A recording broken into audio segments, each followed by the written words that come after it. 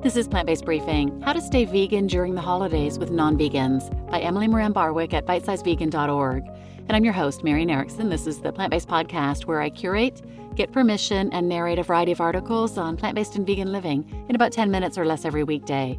I am thrilled to have permission to narrate content from bitesizevegan.org. Her website is amazing. She's got all kinds of videos to educate vegans and non-vegans, and even some videos targeted towards children. So I highly recommend following her, check out her website. And now let's get to today's Plant-Based Briefing. How to Stay Vegan During the Holidays with Non-Vegans by Moran Barwick at bitesizevegan.org. Holidays can be a challenging time regardless of your dietary inclination.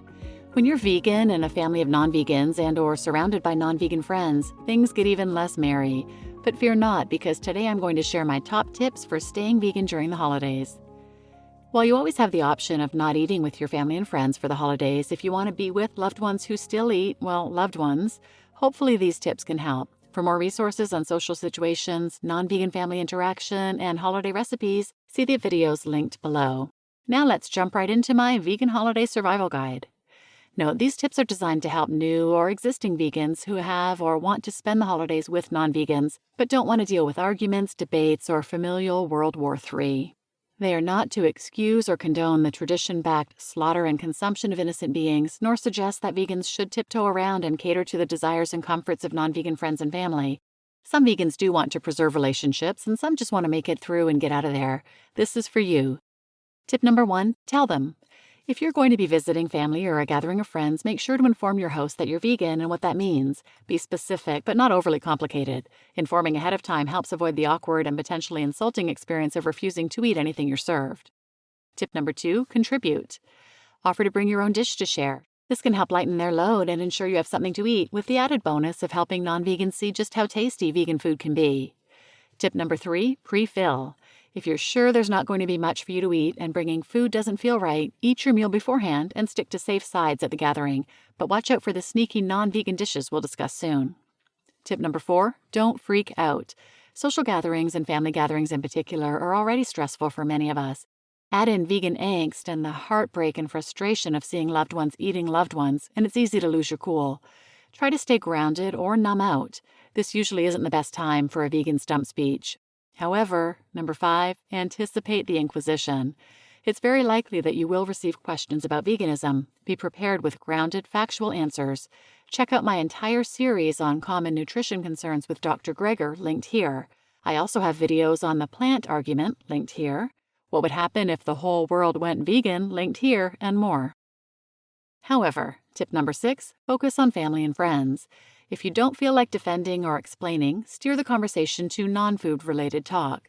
How's your cousin's school going? What did your friend think of the new movie out? It's perfectly okay to talk about other issues to get through the occasion without further bloodshed than what's already on their plates. Tip number 7, trample temptations. If you still have temptations for non-vegan foods, it's best to have a plan in place. Offer to bring a vegan version of the dessert or dish you crave the most. Find healthy vegan snack alternatives. Simply drink more water or, and this sounds ridiculous, but run away. And I don't mean bolt out of the house and down the street, just go into a different room and start a conversation or excuse yourself to the restroom to regroup. This is also a helpful tactic if conversation or emotions become too heated. And tip number 8, beware the stealth dishes and make alternatives. There are several common holiday dishes that at first glance appear vegan, but are usually not. Check out the Thanksgiving and Christmas recipe playlists linked below for alternative recipes for your holiday favorites. Some to watch out for are mashed potatoes, which usually include butter and milk or cream. Instead, use vegetable broth and/or plant milk and/or coconut or olive oil. Gravy, which is usually made from the juice of roasted meat. For an alternative, you can make mushroom gravy. Cranberry sauce, which often contains gelatin. Cooked long enough, the natural pectin in cranberries will thicken the sauce. Otherwise, use ground flax seeds or agar powder. Green bean casserole, which usually contains milk and cheese, easily swapped with vegan options. Homemade biscuits, which usually contain butter, but can easily be made without or with a substitute. Pumpkin pie, which often has eggs, cream, and butter, all of which can be substituted. And stuffing is usually baked in the gutted-out body cavity of a turkey carcass.